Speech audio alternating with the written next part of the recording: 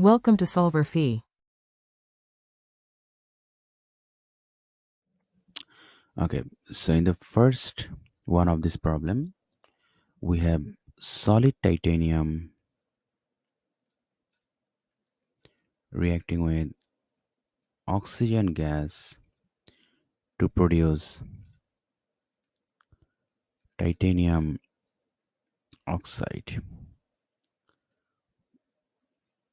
So here we can easily see that, as we know, so once again,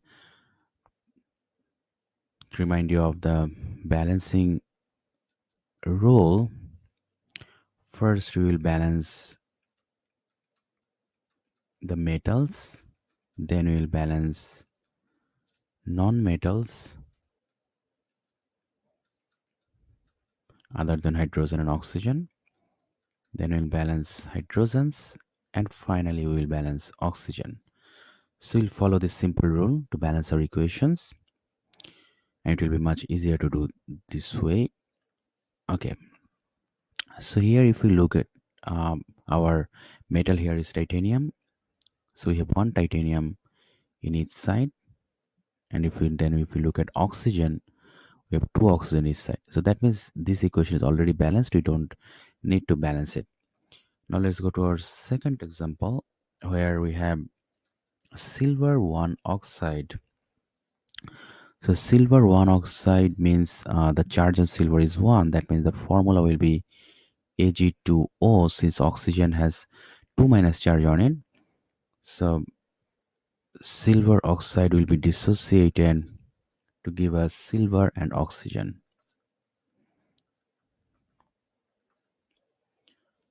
gas. Okay, so here let's start with our silver. We have 2 silver in the reactant side, but 1 silver in the product side. So multiply this product side by 2 to have 2 silver. Now we have 1 oxygen in the reactant side, but 2 oxygen in the product side. That means you have to multiply this by 2 to have 2 oxygen in the reactant side, and as we have 2 oxygen in the product side. But now again we have imbalanced the silver. We have 4 silver in reactant side, but we have 2 silver in product side. That means we have to make the product side silver 4 to balance the number of silver. Okay, now we cross check 4 silver on reactant and 4 silver on product, and we have 2 oxygen on reactant side and 2 oxygen in product side. That means our reaction equation is now balanced. Now we go to our next one, where we have propanol burning in air. The formula for propanol is C2H5CHO,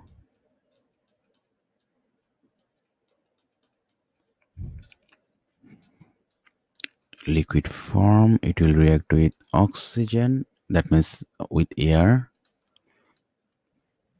and we will get, from this hydrocarbon burning, we always get carbon dioxide and water.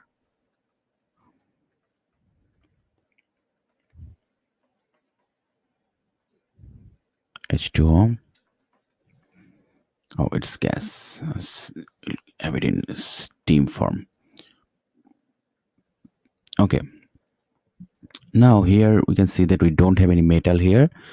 That means we start with our carbon, our only non-metal other than hydrogen and oxygen. All right. So we have total 3 carbon in the reactant side, and we have 1 carbon in the product side. So we multiply our product side carbon compound by 3.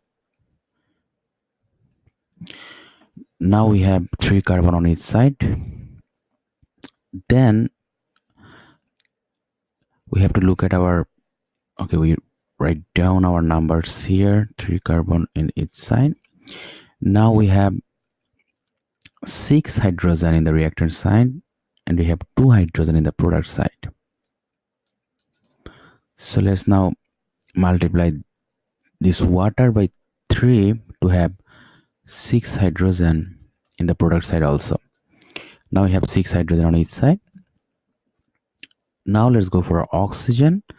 We have 1 plus 2, total 3 oxygen here in the reactant side, and we have 3 times 2 6 plus 3 9 oxygen in the product side.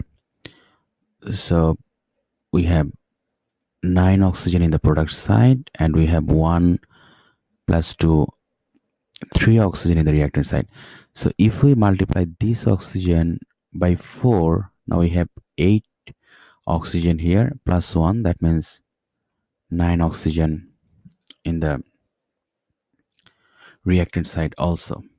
So that means we have 3 carbon on each side, we have 6 hydrogen on each side, and we have 9 oxygen on each side. That means our reaction equation is now balanced.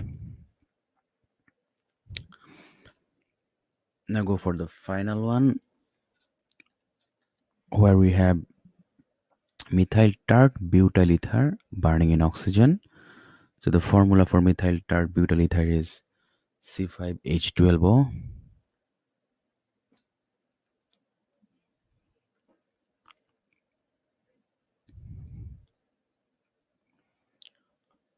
In liquid form, and we will react it with oxygen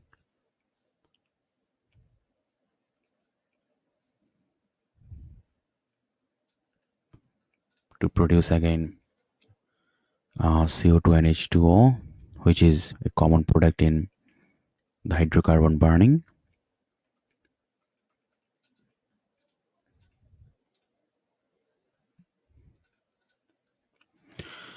Okay, so again we will start with our carbon. We have 5 carbon in the reactant side and 1 carbon in the product side. So multiply this by 5 to have 5 carbon on each side. So we have 5 carbon on each side. Now we will go for hydrogen. So we have 12 hydrogen in the reactant side, but we have only 2 hydrogen in the product side. So we multiply this product side by 6 to get 12 hydrogen in the reactants in the product side also, and we already have 12 hydrogen in the reactant side. Now we go for the oxygen. So in the reactant side we have 1 plus 2 3 oxygen, and the product side we have 5 times 2 10 and 6, total 16 oxygen. So we have 16 oxygen in the product side, but we have only 3 in the reactant side. That means we have to have 16 oxygen in the reactant side also. So the easy way to do that is to make this oxygen molecule to a number of 15, and then we can just add this 1 oxygen to make the total number 16. So how can we make this O2, since we have an even number of oxygen, and if you want to make it 15 oxygen, we can write it 15 by 2. That means that is actually we are multiplying it by 7.5. So 7.5 times 2 is equal to 15, plus this 1 oxygen will give us 16. But as we cannot have a fraction as the coefficient of a reactant species, that's why we're writing it this way. So 15 by 2 or 7.5, that's by what we are multiplying this.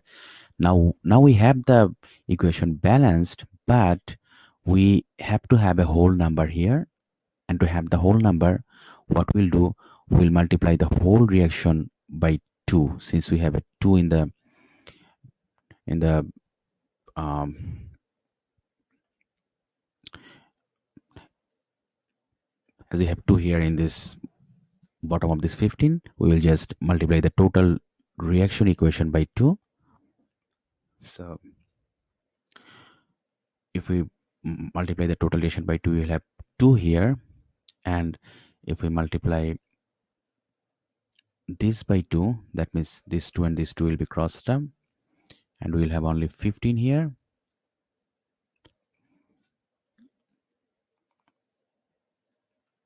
plus 15O2, and then we will have also this side multiplied by 2, that means we'll have 10 CO2 here, and finally 6 times 2, we will have 12 H2O here. So now this is our balanced equation. If we cross check again for all the entries here, so we have 5 times 2, 10 carbon in the reactant side, and we have 10 carbon in the product side. Then we have 12 times 2, that means 24 hydrogen in the reactant side, and we have 12 times 2, 24 hydrogen in the product side. And then we have 2 plus 30, that means total 32 oxygen in the reactant side, and we have 10 times 2, 20 plus 12, that means 32 oxygen in the product side. So now it is the balanced equation we have for this reaction.